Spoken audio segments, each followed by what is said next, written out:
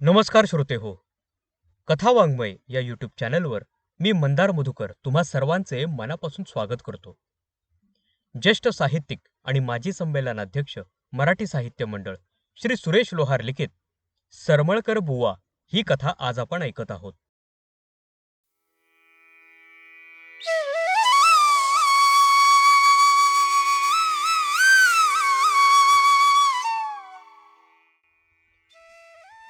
पंढरपूरच्या विठ्ठलाचे निस्सीम भक्त, एक सद्गृहस्थ सरमळकर बुवा.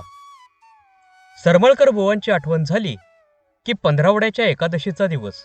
कारण एकादशीच्या दिवशी पहाटेच सरमळकर बुवा टाळांचा गजर करत फिरत आणि मुखात जय जय रामकृष्ण हरी. त्यांच्या ह्या गजराने साऱ्या गावाला जाग यायची.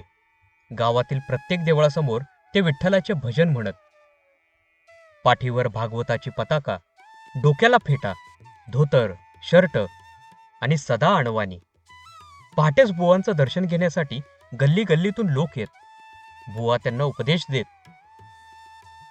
माझ्या पाया पडू नका. सदोदित मुखात हरिनाम घ्या. श्रम करा, घाम गाळा. जीवनाचा उद्धार होईल.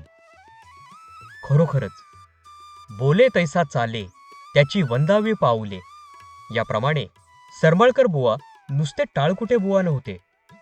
ते हरिनाम घेता घेता शेतात स्वतः श्रमायचे. सकाळच्या वेळी देवपूजा हरिपाठ झाल्यानंतर दुपारचे जेवण बरोबर घेऊन ते शेतावर निघत. त्यांचा एक गाडा होता. तो ओढत 7 माळ्यातील शेतावर ते जात.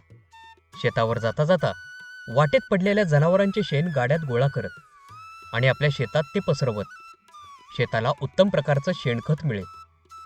सरमळकर बुवांच्या शेतात एक विहीर होती. ती विहीर 12ही महिने पाण्याने तुडुंब भरलेली असायची. त्यावरती ते आपला शेतमाळा फुलवायचे. शेतात वांगी, टोमॅटो, पालक, कोथिंबीर अशा भाज्या ते पिकवायचे. नाममात्र किमतीत ते आपला भाजीपाला लोकांना विकायचे. सरमळकर बुवा पंढरपूरला वर्षातून एखादी वारीस जात. ते आपलं शेत म्हणजे विठ्ठलाचं रूप समजत. शेतात सावता माळ्यांचा अभंग ते मनोभावे गायचे. कांदा मुळा भाजी, अवघी विठाई माझी. रस्त्याने जाणारे येणारेही त्यांचा अभंग ऐकून मंत्रमुग्ध व्हायचे. जणू पंढरीचा पांडुरंगच त्यांच्या शेतात नाचतो आहे असा भास होत असे. सरमळकर बुवांविषयी एकदा अशी अफवा उठली की बुवा गावात गुप्त होतात आणि त्यांच्या 7 माळ्यातील शेतात प्रकटतात.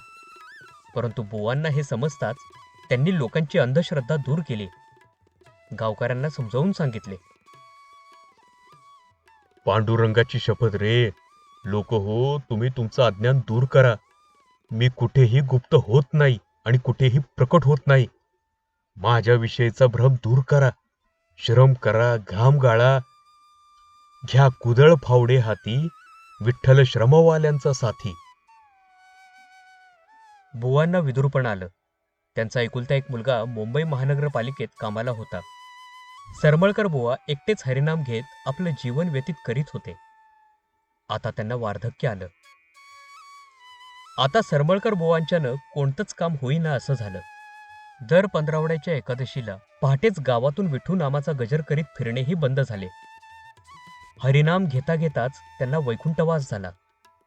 परंतु दर पंधरावड्याच्या एकादशीला त्यांच्या टाळांच्या गजरांच्या स्मृती अजूनही जाग्या होत आहेत. विठ्ठल रूपानं अजूनही त्यांचा शेतमळा बहरतो आहे.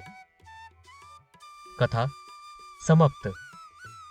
श्रोते हो, तुम्हाला देखील अशाच नवनवीन कथा ऐकायच्या असतील तर कथा वाङ्मय या यूट्यूब चॅनलला कृपया लाईक करा, शेअर करा आणि सबस्क्राईब करा.